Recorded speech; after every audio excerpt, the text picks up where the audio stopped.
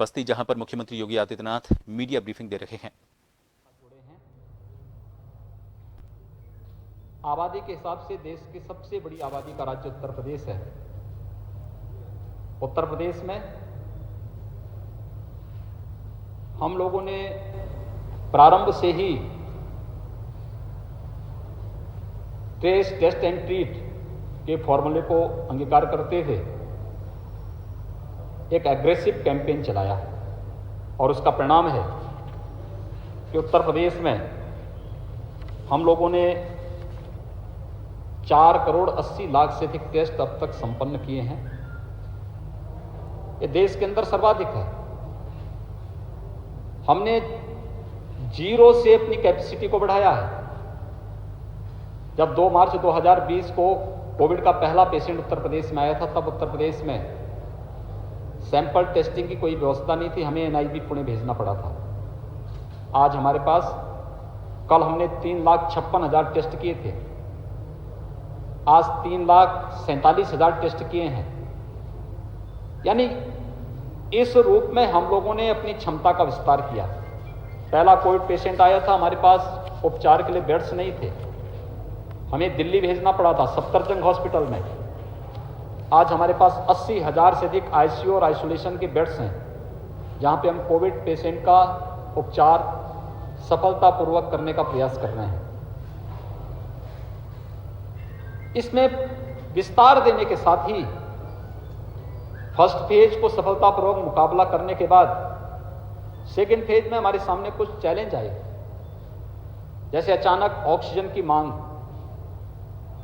हर जनपद ऑक्सीजन में आत्मनिर्भर हो सके, इस पर पूरा प्रयास किया जा रहा है। हर एक जनपद में ऑक्सीजन प्लांट लगाए जा रहे हैं भारत सरकार के सहयोग से, राज्य सरकार अपने स्तर पर, SDRF से, अन्य यानी CSR से भी पूरा प्रयास किया जा रहा है कि हर एक जनपद में व्यापक पैमाने पर यह ऑक्सीजन प्लांट स्थापित हो सके। और इसको लेकर के पूरी ताकत के साथ हर जनपद में नोडल अधिकारी तैनात किए गए हैं। ऑक्सीजन प्लांट लगने प्रारंभ भी हो चुके हैं, जिससे आने वाले समय में हर एक जनपद ऑक्सीजन आपूर्ति में आत्मनिर्भरता के लक्ष्य को प्राप्त कर सके। हर एक जनपद ने कोविड के फर्स्ट वेव में भी और सेकेंड वेव में भी अपने तरीके से जनप्रतिनिधियों के मार्गदर्शन में अच्छा काम किया है और उसके परिणाम भी हम सबके सामने हैं।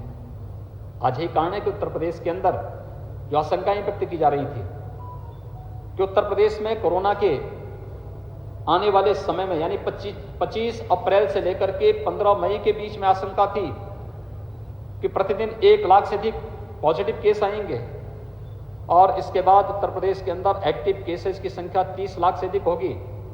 आज उत्तर प्रदेश में पूरी तरह नियंत्रित है। हमारे यहाँ मैक्सिमम जो एक्टिव केस गए थे वो 3,10,000 तक गए थे। आज उनकी संख्या घट करके मात्र 58,000 रह गई है। प्रदेश के अंदर 24 अप्रैल को जो पॉजिटिव केस आए थे 38,000 से अधिक आए थे। आज घट करके पिछले 24 घंटे के दौरान उत्तर प्रदेश के अंदर मात्र 3,200 पॉजिटिव केस आए हैं।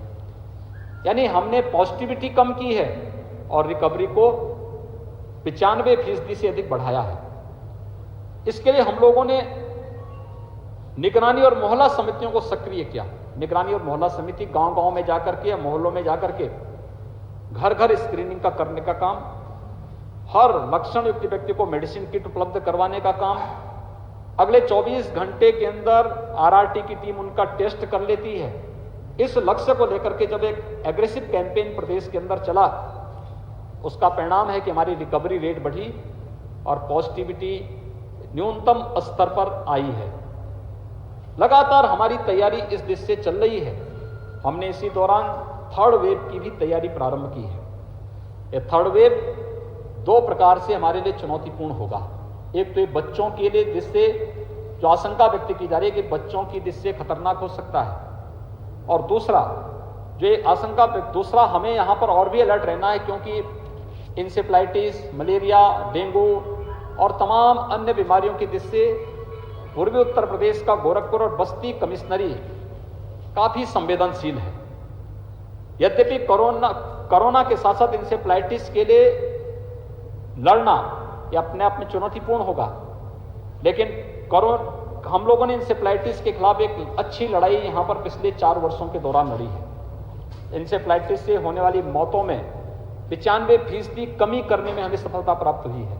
इसके लिए हमें डिस्ट्रिक्ट हॉस्पिटल में पीको बनाना पड़ा था, कुछ सीएचसी में मिनी पीको बनाने पड़े थे, हम लोगों को जेई वैक्सीनेशन का बृहद अभियान चलाना पड़ा था, प्रशिक्षण के एक बृहद अभियान को हम लोगों ने आगे बढ़ाया था, और आज हम लोगों ने फिर वही कार्यक्रम हमारा आगे चल रहा है। जो कल मैं देवरिया और कुशीनगर में था, आज सिद्धार्थनगर और बस्ती में आया हूं। बस्ती में बस्ती और संत कबीरनगर की एक साथ समीक्षा ली है, सिद्धार्थनगर में सिद्धार्थनगर की समीक्षा ली है।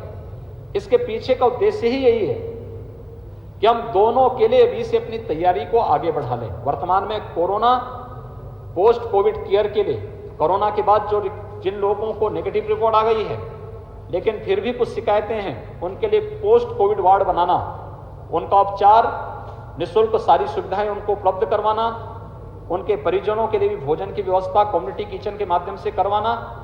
जहां इसकी समीक्षा लेने के लिए मैं यहां पर आया हूं, वहीं अन्य संभावनाओं को भी आगे बढ़ाने की तैयारी मजबूती के साथ की जा रही है। हम लोग थर्ड वेव के साथ साथ इंसेफ्लाइटिस पर भी प्रभावी अंकुश लगाने